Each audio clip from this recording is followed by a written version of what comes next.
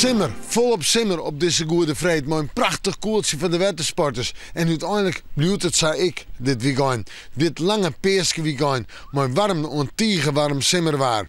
Joen is het nog altijd zo'n 22 graden om een uur wacht in. Vannacht alweer 12 of 13 graden. En morgen vol op zinnen.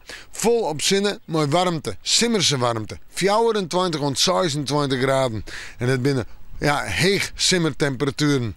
Top simmerwaar.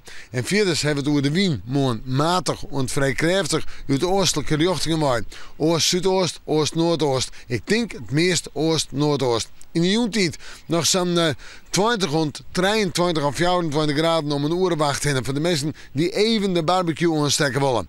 En dan zetten we terug naar de peerske dagen zelfs. Peerske snijn wordt ik een simmerdag. Simmer met temperaturen, ik denk zo tussen de 21, 22 graden op de eiland, 23 rond 24 graden op het Versteloon. En dan is het warm. En dan hebben we het nog altijd een matig en vrij krachtig wind uit oost tot noordoost waaien.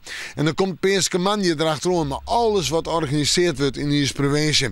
Dan hebben we dus zo'n 20 rond 24 graden nog altijd een simmerwarmte. En ik op peerske manje, de zinnen er vol op bij. Wat een weekend, wat een waar.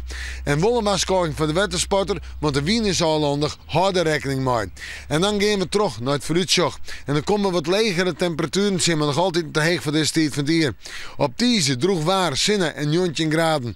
Op Waasje droeg waar, zinnen en 17 graden.